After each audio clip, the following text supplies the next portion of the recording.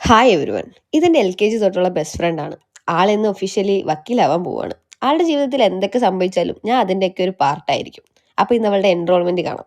So welcome back. Actually ഇതൊന്നും video എടുക്കണമെന്ന് ഒരാഗ്രഹവും ഇല്ലാതെ പോയതുകൊണ്ട് പോണ വീഡിയോ ഒന്നുമില്ല. സർട്ടിഫിക്കറ്റ് വാങ്ങുന്ന വീഡിയോ എടുക്കണമെന്ന് അവൾ പറഞ്ഞുകൊണ്ട് എല്ലാം അങ്ങ് എടുക്കാമെന്ന് ഓർത്തു. ഈ പരിപാടി നടക്കുന്നത് ഹൈക്കോർട്ടിലാണ്. റിപ്പോർട്ടിംഗ് ഒക്കെ കഴിഞ്ഞപ്പോൾ തന്നെ ഗേറ്റിൻ്റെ ഫ്രണ്ടിൽ പോയി എല്ലാവരും നിപ്പായി.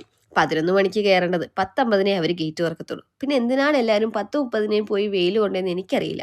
എല്ലാവരും നിന്നപ്പോൾ ഞങ്ങൾ നിന്നു. ഞങ്ങളെപ്പോലെ തന്നെ ചിന്തിക്കുന്നവരായിരിക്കും 90% ആൾക്കാരെന്ന് ഞാൻ ഓർത്തു. എന്നാൽ എനിക്ക് തെറ്റി. ആദ്യം കയറിയാൽ ആദ്യം സീറ്റ് കിട്ടും. വൃത്തിയായിട്ടിരുന്ന് എല്ലാം കാണും.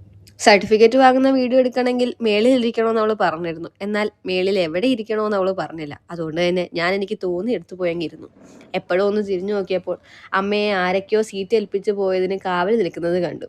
അതിൻ്റെ ഉള്ളിൽ ഫോണൊന്നും അലൗഡല്ല. എന്നാലും എല്ലാവരും വീഡിയോ എടുക്കുന്നത് കൊണ്ട് ഞാനും ആ ധൈര്യത്തിൽ അങ്ങ് എടുത്തു. ഒരു കൊച്ചുമായിട്ട് ഒന്നും തള്ളി നടത്തി ഞാൻ എൻ്റെ സ്ഥാനം ഉറപ്പിച്ച് ജയിച്ചു നിന്നപ്പോഴാണ് ആ സത്യം ഞാൻ മനസ്സിലാക്കിയത്. സർട്ടിഫിക്കറ്റ് വാങ്ങുമ്പോൾ അവളുടെ ബാക്ക് വശം മാത്രമേ എനിക്ക് കിട്ടത്തുള്ളൂ. അതോടുകൂടി എൻ്റെ മൂഡ് പോയി. അവൾ സർട്ടിഫിക്കറ്റ് വാങ്ങി കഴിഞ്ഞപ്പോൾ വേറൊന്നും ചിന്തിക്കാതെ ഞാൻ ഇറങ്ങി. ഇവരാണെ നമ്മളെ കയറിയ വഴി കൂടെ പുറത്തോട്ട് ഇറക്കത്തില്ല. വേറെ ഏതെയോ വഴി കൂടി വെളിയിൽ ഇറങ്ങിയപ്പോൾ മനസ്സിലായി വണ്ടി കിടക്കുന്നിടത്ത് പോകാൻ കുറേ ദൂരം നടക്കണമെന്ന്. എങ്ങനെയൊക്കെയോ തപ്പി കണ്ടുപിടിച്ച് കയറിയ സ്ഥലത്തെത്തി റെസ്റ്റ് എടുത്തപ്പോഴാണ് പോയപ്പോൾ കൂടെ കൊണ്ടുപോയ സാധനത്തിന് തിരിച്ചു കൊണ്ടുവന്നില്ല എന്ന് ഓർത്തത്. അവളുടെ കയ്യിൽ ഫോണില്ലാത്തത് കൊണ്ട് ആരെയോ കയ്യിൽ നിന്ന് ഫോൺ വാങ്ങി നമ്മളെ വിളിച്ചപ്പോഴാണ് അത് ഓർക്കുന്നത് തന്നെ. അതോടുകൂടി ഞാൻ തളർന്നു. പിന്നെയും വെയിൽ കൊണ്ട് വേറെയും കുറേ കഥകൾ.